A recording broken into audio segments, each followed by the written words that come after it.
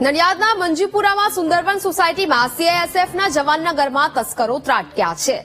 ઘરમાંથી 11.23 લાખના દાગીના અને 44,000 રોકડ રકમની ચોરી થઈ છે. અંકલેશ્વરમાં ફરજ બજાવતા સીઆઈએસએફ જવાન પ્રહલાદ ગીરીના પરિવારના સભ્યો હોસ્પિટલના કામથી અંકલેશ્વર ગયા હતા ત્યારે આ ઘટના બની. ચોર તિજોરીનું લોક અને ડ્રોવર તોડીને હાથ સાફ કરી ગયા. પોલીસે સમગ્ર મામલે ફરિયાદ નોંધી તપાસ હાથ ધરી છે.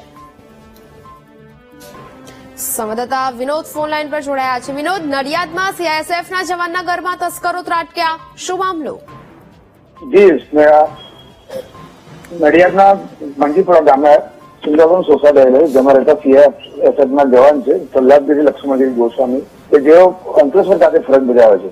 2 દિવસ પહેલા જયારે તેઓના શરીરની અંદર એક ગાંઠનું ઓપરેશન કરવાનું હતું, જેના કારણે પરિવાર અહીંયા નડિયાદથી સીધા અંકલેશ્વર પહોંચ્યા હતા. જયારે પરત ફરતા પોતાના ઘરની અંદર જોવે છે તો પોતાના ઘરના નકુચા છૂટી ગયા હતા અને ઘરના તિજોરીમાંથી મૂકેલા 44,000 રૂપિયાની રોકડ રકમની ચોરી કરી છે. જે રકમ પોતાની સોના ચાંદીના દાગીના અને રકમ પોતાની દીકરીના લગ્ન માટે મૂકીને રાખ્યા હતા અને આ સીઆઈએસએફના જવાનના ઘરમાં ચોરી થઈ છે. જેના કારણે હાલ તો પોલીસ અને ડોગ સ્ક્વોડ સહિત એફએસએલની ટીમો સ્થળ પર આવી ગઈ છે અને પોલીસે તપાસ હાથ ધરી છે. બિલકુલ વિનોદ, જાણકારી બદલ આભાર.